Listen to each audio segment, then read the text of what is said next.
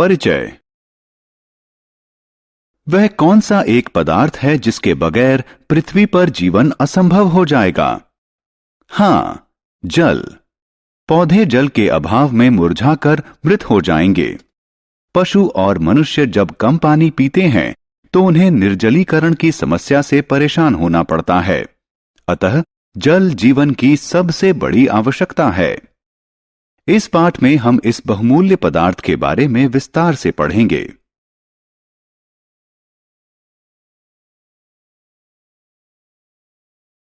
उद्देश्य। इस पाठ के अंत में आप निम्न करने में सक्षम हो जाएंगे: जल के बारे में कुछ सामान्य तथ्य बताने में, जल के गुण बताने में, जल के उपयोग बताने में, जल चक्र की अवधारणा का वर्णन करने में।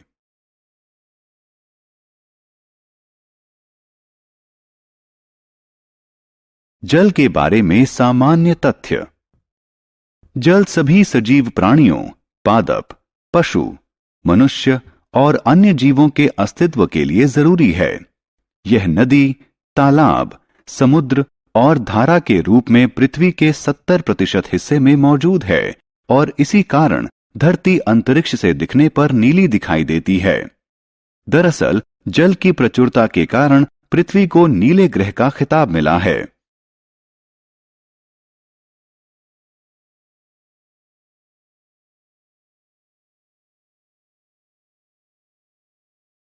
जल के गुण। जल स्वादहीन, गंधहीन और रंगहीन होता है। यह बहुत से पदार्थों को घुला देता है, इसलिए इसे सार्वत्रिक विलायक कहते हैं। यह प्रकृति में 3 अवस्थाओं, ठोस, द्रव्य और गैस में पाया जाता है। ठोस अवस्था में जल को बर्फ या हिम कहते हैं। गैस अवस्था में जल को वाष्प या भाप कहते हैं। लेकिन जल की सबसे सामान्य अवस्था है द्रव्य अवस्था। यही वह अवस्था है जिसे हम जल के रूप में जानते हैं। जल का एक अणु 2 हाइड्रोजन यानी H परमाणुओं और 1 ऑक्सीजन यानी O परमाणु से मिलकर बनता है। इसीलिए जल का रासायनिक सूत्र H2O से व्यक्त किया जाता है। जल के प्रयोग। हम जल का प्रयोग विभिन्न कार्यों में करते हैं। औसतन एक मनुष्य अपने जीवन काल में 60,000 से 80,000 लीटर तक जल खर्च करता है। जल घरों में पीने, खाना बनाने, नहाने, कपड़े धोने, बागवानी और सफाई करने में काम आता है। सिंचाई की सुविधा से कृषि उपज बढ़ती है और विश्व की बढ़ती जनसंख्या के लिए आवश्यक अनाज उपजाने में सहायता मिलती है। सिंचाई मौसम के उतार चढ़ाव के समय में सुरक्षा का काम करती है। जल का प्रयोग उद्योगों में भी शीतलन की प्रक्रिया में होता है।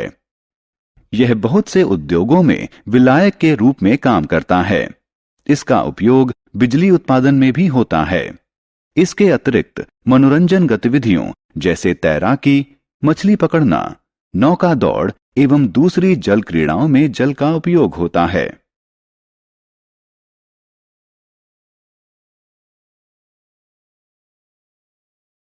क्या सारे जल पीने योग्य होते हैं? पृथ्वी पर उपस्थित 97% जल खारा जल है। अतः यह गृहवासियों, कृषि और उद्योगों के उपयोग के लिए सुरक्षित नहीं है। बाकी बचा 3% जल स्वच्छ जल है, जिसका 2/3 हिम नदियों और ध्रुवों के कोटरों में हिम के रूप में जमा हुआ है। इसका अर्थ है कि पृथ्वी पर उपलब्ध कुल जल का 1% ही हमारे उपभोग के लिए उपलब्ध है।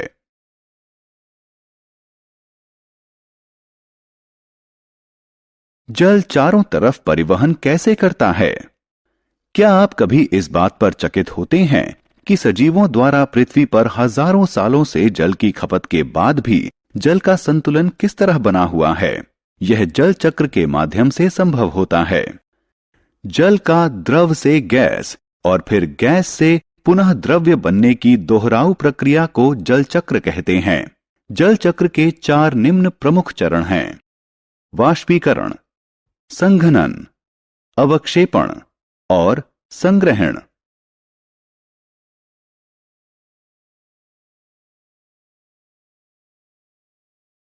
जल चक्र। आइए समझने का प्रयास करें कि जल चक्र कैसे कार्य करता है। नदियों, समुद्र और महासागर इत्यादि का जल सूर्य की गर्मी से गर्म होकर वाष्प में परिवर्तित हो जाता है। इस प्रक्रिया को वाष्पीकरण कहते हैं।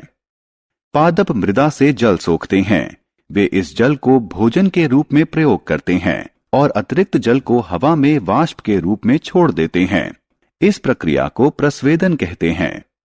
जल वाष्प हवा में ऊपर उठता है और ठंडा होकर जल कणों में परिवर्तित हो जाता है। ये जल कण एक साथ मिलकर बादल बना लेते हैं। इस प्रक्रिया को संघनन कहते हैं।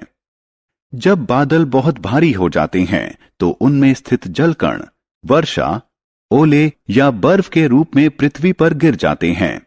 इस प्रक्रिया को अवक्षेपण कहते हैं।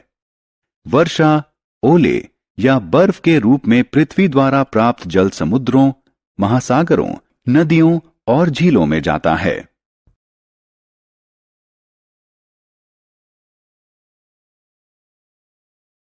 सारांश।